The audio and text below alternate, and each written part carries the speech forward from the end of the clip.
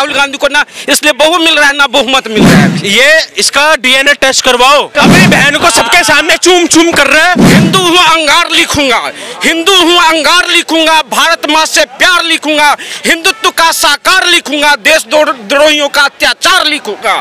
चंदन ने प्लेन उड़ाया तो चंदन ने प्लेन उड़ाया, जावेद ने प्लेन ही उड़ा दिया। जो मजहब तुम्हें नाम लिखने में रोक रहा है उस मजहब को छोड़ क्यों नहीं देते? 1000 करोड़ रुपए चाइना ने फंडिंग दी थी। मोदी को हटाओ, मोदी को हटाओ।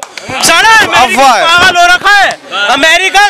जो बाइडेन ने साफ कह दिया कि इसको हटवाना है। बस भाई साहब, ये भगवान जिसके साथ है ना, मोदी को क्या, मोदी के तो एक चमचे, मोदी को एक जो चमचे है ना, जो मोदी के चमचे जो कहते हैं मोदी के चमचे। अच्छा, मोदी के चमचे। सुनो मैं बताता हूँ। अरे भाई साहब सुन तो लो, सुनो भाई साहब, चमचे चाटने में, थूक के चाटने में और भक्त में बहुत फर्क होता है, समझो।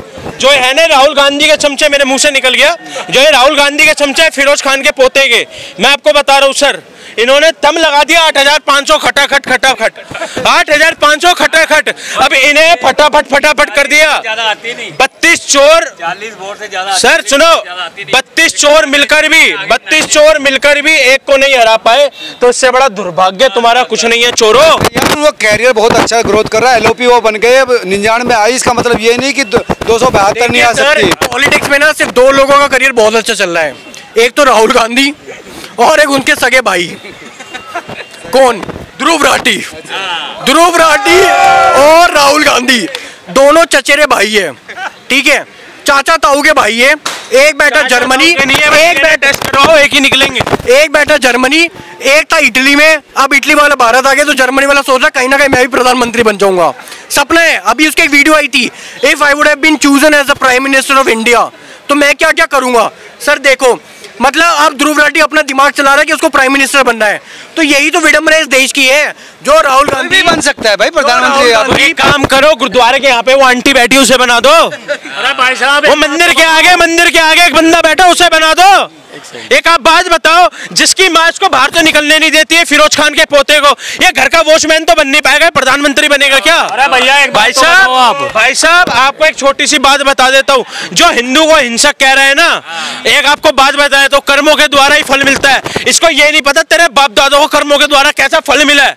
साढ़े तेरी बारी है अब, तेरी बारी है अब, तो प्रधानमंत्री बनेगा ना भाई। केजरीवाल राहुल गांधी रोज रात को पूछता होगा सोने से पहले, मम्मी मम्मी जरा मुझे ये बताइए क्या मेरा टाइम आएगा कभी प्राइम मिनिस्टर बनने का?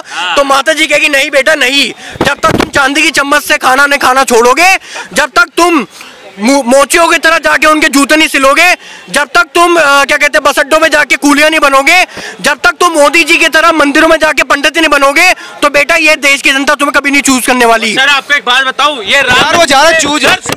ये राम मंदिर पे सवाल उठाने वाले ना, ये जो राम मंदिर पे सवाल उठा रहे थे कि हॉस्पिटल बनवा दो, ये बना दो, इसकी न्याय यात्रा का बजट 1360 करोड़ था, समझ रहे? सिर्फ न्याय यात्रा 1300 करोड़ की निकाल रहा है, 1400 करोड़ की निकाल रहा है। तू क्यों नहीं हॉस्पिटल बनवा देता? अरे मोची के गया था, उसको नई मशीन दिला दी। आप कैसी बात कर, आप लिटमेंट कर रहे हो सरकार में। सर ये मोची बनने लायक नहीं है, मोची की बराबरी आप कहाँ राहुल गांधी से कर रहे हो? अरे भैया मोची को नई आधुनिक मशीन दी है। ज्यादा पढ़ा लिखा होगा राहुल गांधी से। आधुनिक मशीन तो यूपी वालों को भी देखा रहता है, हफ्ते के अंदर 52 बच्चे पैदा करने की। ये सुनो, ये तो किसानों के, जब किसानों विरोध में थे ना, ये टाइलों पे भी वो गेहूं लगवा रहा था, सुनते रहो। ये 52 बच्चे पैदा कराने वाला, चील गौओं को रोजगार देने वाला, सुनते रहो, ये प्रधानमंत्री बनेगा क्या? सर आपको एक छोटी सी बात बता देता हूँ, ये देखो, ये बचकाना है, बचकाना, ये इसका डीएनए टेस्ट करवाओ। अगर ये बाबर की औलाद ना निकले, यार कैसी बात कर, सुन तो लो, इसका डीएनए टेस्ट करवाओ। मैं सच बता रहा हूँ, हिंदू के हिंसक कहने वाले का डीएनए टेस्ट। बीजेपी वालों को, अरे दिल्ली की जनता, आप लोग मुझे ये बताओ कि जीसस क्राइस्ट ने कहा था क्या एक गाल लाओ तो दूसरे में चाटा मार दो? क्या हमारे महात्मा गांधी जी ने कहा था? क्या जीसस क्राइस्ट ने कभी अभय मुद्रा दिखाई थी क्या कि ऐसा हाथ करके जीसस क्राइस्ट का सिंबल क्रॉस होता है? सर ये कहाँ राहुल गांधी की आप बात कर रहे हो? आपको पता है राहुल गांधी ग्रेजुएशन किया है, वो हार्वर्ड में 1 साल था, उसके बाद वो यूनिवर्सिटी ऑफ फ्लोरिडा में शिफ्ट हो गया। वो एक ऐसा इंसान है जिसका नेगेटिव IQ है। सर मुझको ये पता है, एक बात पता है, हालेलुया, अब ये बोलने लगा। भैया एक बात उनकी इमेज बदल रही है भाई। पत्रकार महोदय एक बात बताइए, क्या जनता ने कहा कि आप प्रधानमंत्री की रेस में दौड़ लगाओ। तो जनता क्या वो नेता है भाई एलओपीएस में? जनता तो ये बोल रही थी बिना प्रधानमंत्री के रह ले भैया, बार बार समझाया, अब पंगा लेके मोदी से तीसरी बार पप्पू कहलाया। समझ गया मेरी बात? आ गया भाई साहब। अब जो प्रधानमंत्री की रेस में आज दौड़ लगा रहा है, मैं उसको गुंडा कहता हूँ इस देश का। कैसे गुंडा कह सकते हैं आप? ऐसे गुंडा कह सकता हूँ जब वो बोलता है कि हिंदू मंदिरों में लड़की छेड़ने जाते हैं, तो इसलिए गुंडा कहता हूँ उसको। इसलिए गुंडा कहता हूँ जब संसद के बीच में बैठ के आंख मारने का काम करे, तो मैं एक गुंडा ही कर सकता, एक शरीफ बंदा नहीं कर सकता भाई। फ्लाइंग किस एक लुच्चा ही आदमी कर सकता है। संसद के अंदर नहीं छोड़ा, अपनी बहन को सबके सामने चूम चूम कर रहा है। प्यार वाली चूम चूम है। प्यार घर में दिखाए ना पूरा वाला, प्यार घर में दिखाए। भाई बहन का प्यार है ना भाई, वो भाई बहन का प्यार। तो भाई बहन का प्यार भाई साहब इतना दर्दनाक नहीं होता। राहुल गांधी अभी न्याय यात्रा निकाला था, उनके साथ अन्याय किसने किया पता है आपको? सोनिया गांधी ने अन्याय किया है। कैसे? राहुल गांधी के लिए बहू ढूंढने में दो लोगों को लगा रखा है, एक शशि थरूर और दिग्विजय सिंह। ये दोनों जब ढूंढने जाता है तो अपने लिए ढूंढ कर ले आता है। राहुल गांधी को ना इसलिए बहू मिल रहा है ना बहुमत मिल रहा है। दूसरी बात मैं बता दूं, राहुल गांधी प्रतिपक्ष का नेता बना, उसका काम था जो अगर तुम देश में महंगाई है, बेरोजगारी की, जनमानस की समस्या, उस मुद्दा को उठाओ ना। तुम जाकर वहाँ पे हिंदू मुस्लिम कर रहे हो। इसलिए मैं राहुल गांधी तुमसे मैं कह देना चाहता हूँ, हिंदू हूँ अंगार लिखूंगा, हिंदू हूँ अंगार लिखूंगा, भारत माँ से प्यार लिखूंगा, हिंदुत्व का साकार लिखूंगा, देश द्रोहियों का अत्याचार लिखूंगा, राम भक्तों का दुलार लिखूंगा, राम राम 100 बार लिखूंगा, माता बहनों का प्यार लिखूंगा, विरोधियों में दम है तो मुझे रोक के देख लो, मैं जय श्री राम लाखों बार लिखूंगा। कौन रोक रहा है आपको जय श्री राम? कर्नाटक के अंदर एक बात बताओ, तुम रोकने की बात कर रहे हो, कर्नाटक के अंदर क्या चल रहा है, बंगाल के अंदर क्या चल रहा है? एक आप बात बताओ, बदायूं में 2 बच्चों की हत्या होती है तो इनका एक ट्वीट नहीं आता।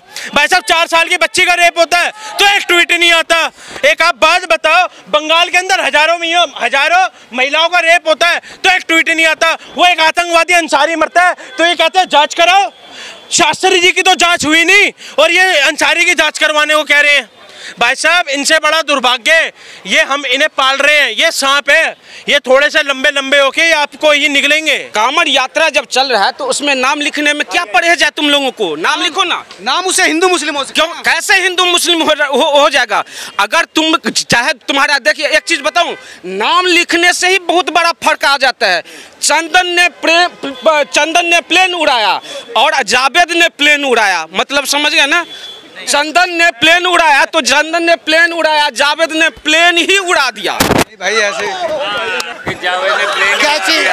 सुनो प्लेन उड़ा, चंदन ने प्लेन उड़ाया और जावेद ने प्लेन उड़ा दिया। भारत में एक नहीं है, 5 उंगली एक बराबर नहीं है, अच्छे बुरे है ना इसमें तो। लेकिन जो जात पात करवाया है, किन लोग करवा रहे हैं? हमारे लोगों ने। आंटी ये मैं बताता हूँ, ये फिरोज खान के पोते ने हमें जातियों में बांटा है। हाँ। समझ रहे हो? हमें फिरोज खान के पोते ने और पिंकी ने, सोनिया गांधी ने जातियों में बांटा है। समझ रहे हो? आप एक बात हो तो सिर्फ हिंदुओं को जाति में बांटा है, इन्होंने कभी मुसलमान को जातियों में बांटा? सुनो, जो ये आज फिरोज खान का पोता जातियों में बांट रहा है ना, यही सोनिया गांधी, वो इंदिरा गांधी का पोता, जात पे ना पात पे मोर लगेगी हाथ पे, और उसका बेटा झुलता ही चल रहा है।